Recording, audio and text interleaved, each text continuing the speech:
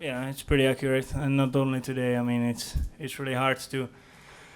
Well, I mean, even if you read it, then it's really hard to deal with that. So that's why he's that good. Is there something different? You played him on hard courts a lot, obviously over the years. Is there something different he's doing on hard this year, being more aggressive maybe than the past? Because his record on hard has never been better than this year.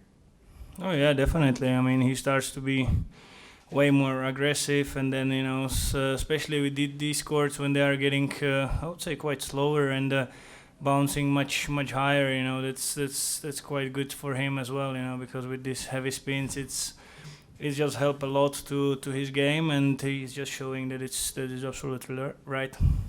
You had just gotten a break in midway through the second set, and then broke you right back. Take us through that game when you served to try and take it to 5-3.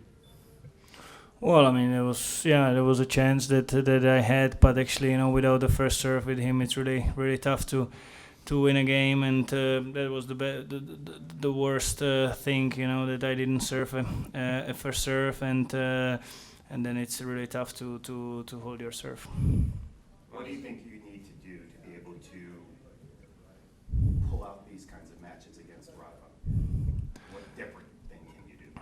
Well, I don't know. Maybe we should have some nice meeting. All the guys that are not able to beat him, because it's not many of them, who did it this year. So, and then it would be interesting talk to see what we should do better. Thomas, first time top 5 next week. How does that feel?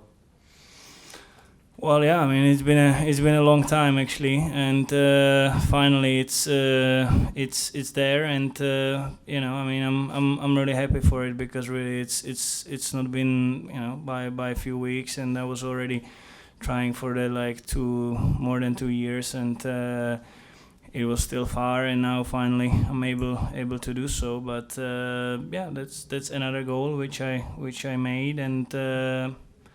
Again, just gives me extra energy to go forward. I know you didn't want to talk about it yesterday, but how does it feel specifically to pass Roger in the rankings for the first time in your career? Oh yeah, that makes it probably even more special, because it's actually to pass him on the ranking, and actually on our ranking system, which is that you have to prove it really for all year, and it really doesn't matter only about few tournaments that you play well or bad. Then it's even more tougher, and finally it happened. So I think that's just how it is. That's the sport. That's the tennis, and yeah, that feels really nice. What's your next sort of goal? You accomplished top 5. What's next for you?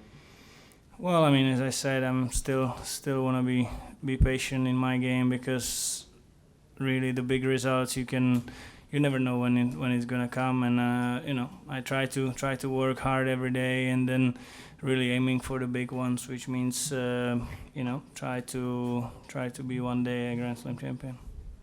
I realize it's hard to talk about the positives coming out of the loss, but what are any positives that you can take from this week or this match into your U.S. Open? Oh yeah, I mean, you can find, I would say, not a lot, but you can find some positives, of course. And I mean, beating the second player in the world is also a very good match, and that's what I was really looking for, because everybody was always talking that I can play well solid, but I'm missing to beating the top 10 guys, and now I did it already 3 times this year, and it was number 1, number 2 player. So it's good, and it helps my game a lot. So yeah, I mean, it's all about building in confidence before the slam, which I had a very good week, and now let's bring it to New York.